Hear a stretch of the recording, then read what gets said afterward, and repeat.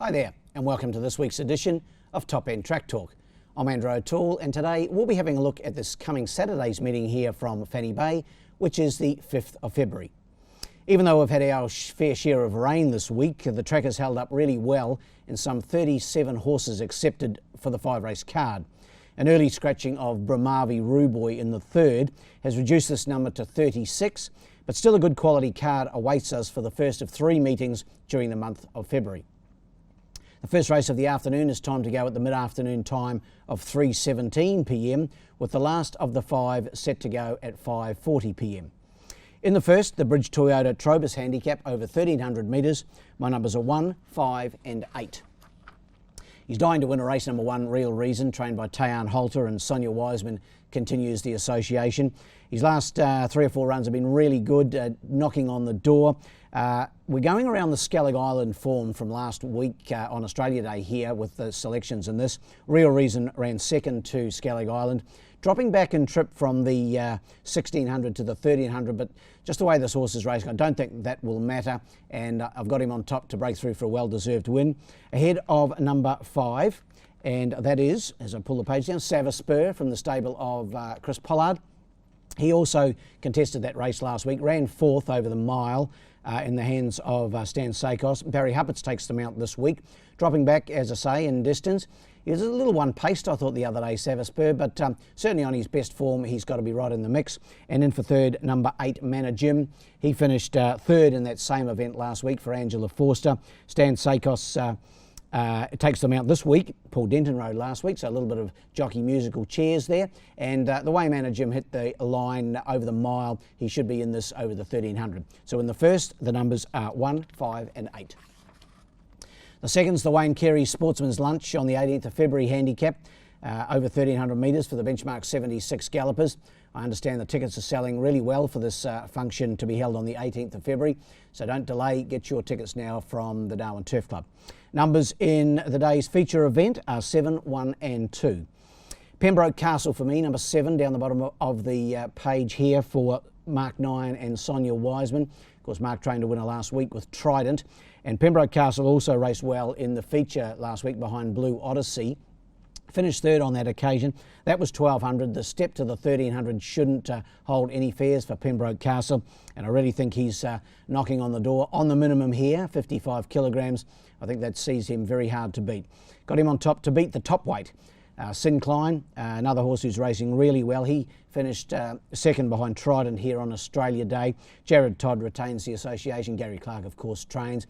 He never goes a bad race. Sincline has to go in the mix here. And then for third, number 2, the fresh runner Weapon from the stable of Gary LaFoe. Adam Nichols takes the mount here. He's first up, hasn't raced since the 18th of September, but put together a pretty good record last campaign. He's got a good record here at the 1,300 as well, Weapon, so I've got him in the mix to go a good race first up. Numbers in the second, 7, 1 and 2. The third is the Darwin Cup Carnival tickets on sale handicap. My word, we're into February now. The carnival will be here before you know it. This one over the 1,200 metres, the benchmark 54 it is, and the early scratching of number 1, Brahmavi Ruboy, reduces the field size here down to 8. Numbers here, 2, 5 and 3. Another horse dying to win a race is number 2, Against the Tide, trained by Emma Steele. Good to see Emma with a win last week with Overruled. And Adam Nichols takes the mount here on Against the Tide. Second to Mighty Mert last time out. Second to Red's Mate the start before. The 1,200 metres, maybe a little on the short side, but it was over 1,200 last week behind Mighty Mert. So I've got it on top to break through for a well-deserved win. To beat number 5, Jet Jackson from the stable of Mark 9, and Sonia Wiseman takes them out. That combination's been going well lately.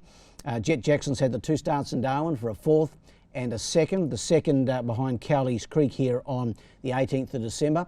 So it hasn't raced for some 6 weeks. 6 or 7 weeks in fact, but such was its good run last time. It must be very hard to beat here.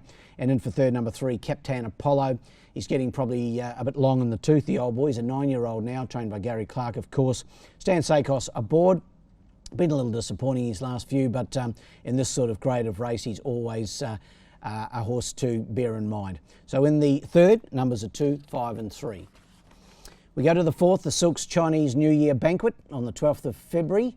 handicap over the 1100 for the 0 to 58 gallopers. Only a field of half a dozen to go around, and my numbers are 1, 2 and 5. Finally broke through for a deserved win last time, Wild Rover, trained by Gary Lafoe.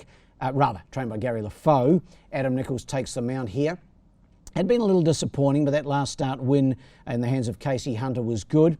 On that occasion led, drops in trip from the 1200 back to the 1100, but I don't think that'll hold any fears for Wild Rover. As I said, led last time, would only have to put in a similar performance here. Good front running rider is Chippy Nichols, and I've got it on top, number 1, Wild Rover.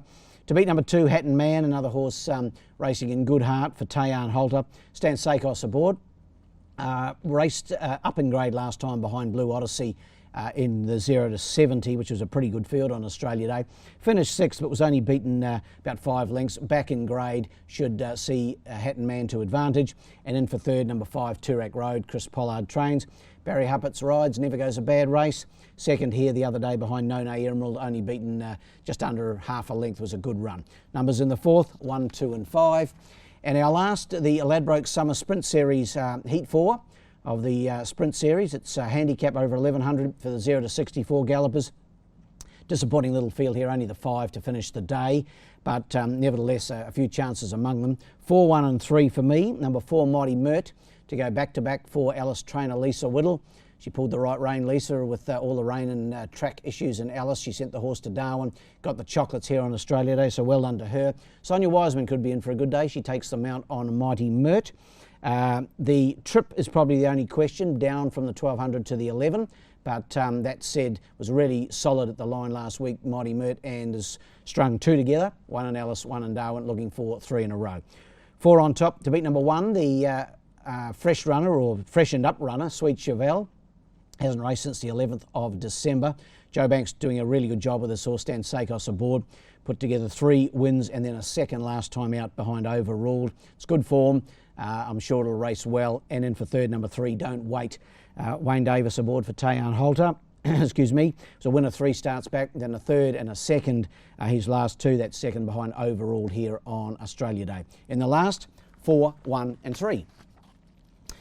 The best bet comes up in race 2, number 7, Pembroke Castle. He's looked just above himself the other day, really raced well, and I think with that run under his belt out to the 1300, he's the horse to beat. Race 2, number 7, Pembroke Castle. Well, the best roughie is in race 1, number 4, Precautionary. Didn't mind its first up run here on the track. If it gets away with them from the barriers, it should be very tough to roll. It's the best roughie. Race 1, number 4, Precautionary. Well, that wraps up this edition of Top End Track Talk. We'll be back again next week in advance of the first of 2 Friday meetings to be held in Darwin in February. That will, of course, be the 11th of February. Better check my dates. Yes, it is the 11th of February. So we'll be back next week to cover that meeting. And until then, good luck and good punting.